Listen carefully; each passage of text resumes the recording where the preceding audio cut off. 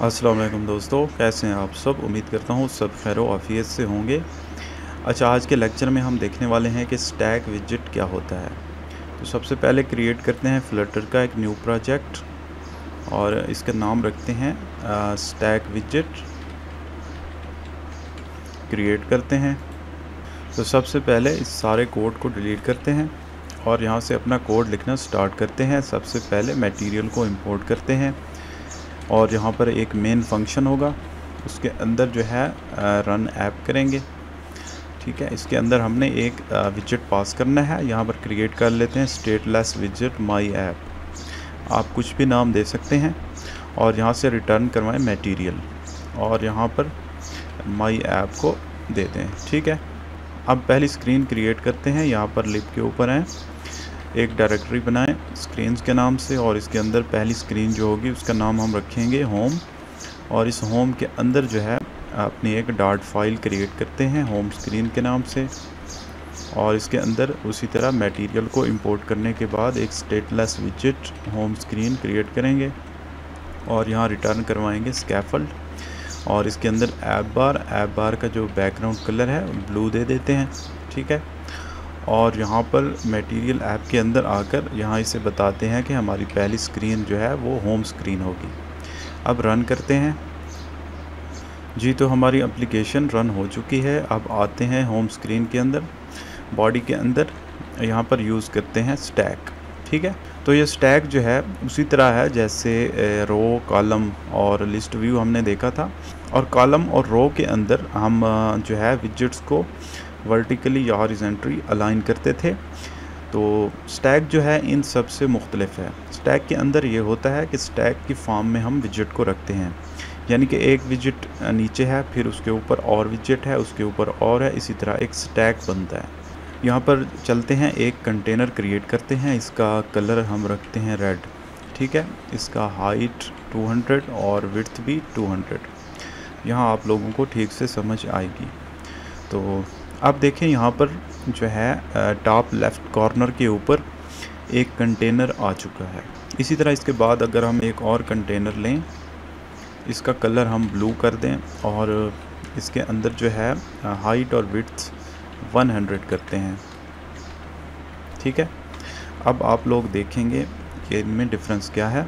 अब देखें, ये ब्लू की बजाय कोई और कलर लेते हैं, ग्रीन ले लेते हैं। ठीक है, तो अब देखें, स्टैक इस चीज़ का नाम है।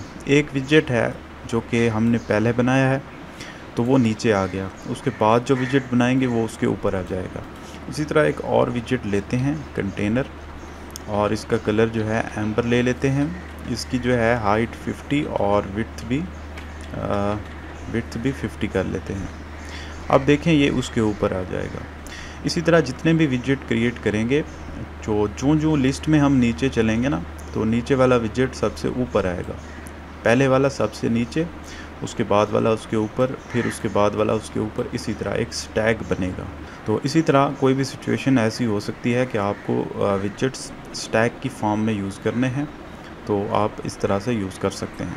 अच्छा, इसके बाद एक और सवाल आता है कि ये जो भी विजेट्स हैं, अगर इनको जो है कोई पोजीशन देनी हो, इधर उधर यानी कि इसकी जगह चेंज करनी हो, हम चाहते हैं कि यहाँ की बजाय यहाँ शो करवाएं, आगे पीछे ऊपर नीचे कहीं, तो उसके लिए क्या करें। तो उसके लिए स्टैक के अंदर हम यूज़ कर सकते हैं पोजीशनड विजेट। एक विजेट होता है पोजीशनड। मैं इन दोनों को ख़त्म करता हूँ यहाँ से। ठीक है, और सिर्फ एक ही कंटेनर यहाँ पे रखता हूँ। अब इसको मैं पोजीशन दूंगा, तो इसको रैप करते हैं, रैप विद विजेट। यहाँ पर एक विजेट होता है पोजीशनड विजेट। ठीक है, तो अब देखें कोई डिफरेंस नहीं आया, क्योंकि बाय डिफ़ॉल्ट ये जो पोजीशन इसकी होती है टॉप लेफ़्ट होती है, तो इसलिए डिफ़ॉल्ट पोजीशन इसने पकड़ी हुई है।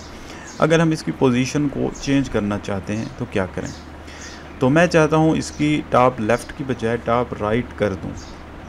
तो उसके लिए क्या करूँगा, यहाँ पर जो है पैरामीटर हम दे सकते हैं टॉप, लेफ़्ट, बॉटम, राइट, कोई भी देना चाहें।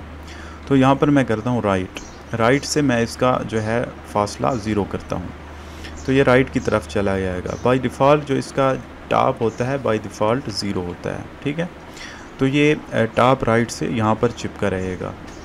अगर मैं इसका जो है टॉप की बजाय बॉटम 0 करूँ तो ये बॉटम में चला जाएगा, बॉटम राइट, ठीक है।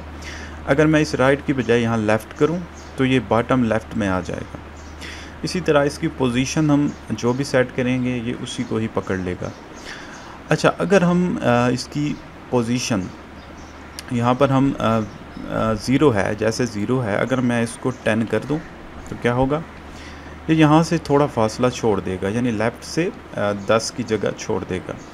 अगर मैं यहाँ पर 50 करूँ तो ये 50 जगह छोड़ देगा, ठीक है। तो ये था पॉजिटिव वैल्यूज़ के लिए। अगर मैं यहाँ पर नेगेटिव वैल्यू दूँ, मसलन मैं यहाँ पर -10 दूँ तो क्या होगा, तो ये इधर चला जाएगा मज़ीद, यानी कि स्क्रीन से आगे निकल जाएगा। इसी तरह -10 की बजाय -50 करूँ तो मज़ीद ये स्क्रीन से निकल जाएगा। 100 करें तो ये निकलता जाएगा। इसी तरह कोई भी ऐसा विजेट हो जिसे हम चाहते हैं कि कुछ पार्ट उसका स्क्रीन के ऊपर नज़र आए और कुछ पार्ट स्क्रीन से बाहर निकल जाए, तो माइनस में आप वैल्यू दे सकते हैं। तो ऐसी सिचुएशन भी आ सकती है। कब आ सकती है मैं दिखाता हूँ। आप यहाँ पर एक और विजेट लेते हैं, पोजीशन्ड, और इसके अंदर जो है एक कंटेनर लेंगे। कंटेनर का जो मैं डेकोरेशन है, बॉक्स डेकोरेशन, मैं एक सर्कल लेना चाहता हूँ आप लोगों को समझाने के लिए। यहाँ पर बॉक्स शेप सर्कल, इसका कलर जो है हम कर देते हैं ग्रीन, ठीक है। इसकी हाइट और विड्थ यहाँ से दे देते हैं 200, विड्थ भी 200, ठीक है। अब इसकी पोजीशन मैं दूंगा टॉप 0 और राइट 0, ठीक है। टॉप राइट कॉर्नर में इसको शो करना चाहता हूँ। अब देखें यहाँ पर शो हो रहा है। अब इसको मैं चाहता हूँ कि ये स्क्रीन से थोड़ा पीछे निकल जाए, तो मैं यहाँ पर माइनस में वैल्यू दूंगा दोनों, -50 -50। देखें, इस तरह के इफ़ेक्ट आप लोगों ने देखे होंगे मुख्तलिफ जो है स्क्रीन्स के अंदर, लोगों ने इस तरह करके बनाया होता है, एक कॉर्नर में और नीचे वाले कॉर्नर में और बनाया होता है। तो ये एक खूबसूरत सा इफ़ेक्ट डालने के लिए एप्लीकेशन के अंदर इस तरह से लगाया जाता है।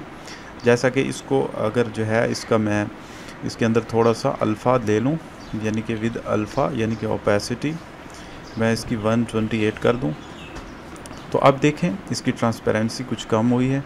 तो ये एक बेहतर इफ़ेक्ट डालता है हमारी स्क्रीन के अंदर जब भी कोई इसी तरह का हम डिज़ाइन बना रहे हैं।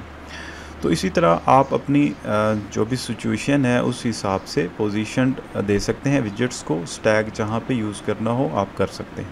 तो ये स्टैग भी रो और कॉलम की तरह हमारी एप्लीकेशन को लेआउट देने के लिए यूज़ होता है, और ये तब काम आता है जब हमने विजेट्स को पोजीशन के हिसाब से यानी कि अलाइन करना हो, या एक विजेट के ऊपर दूसरा विजेट शो करवाना हो।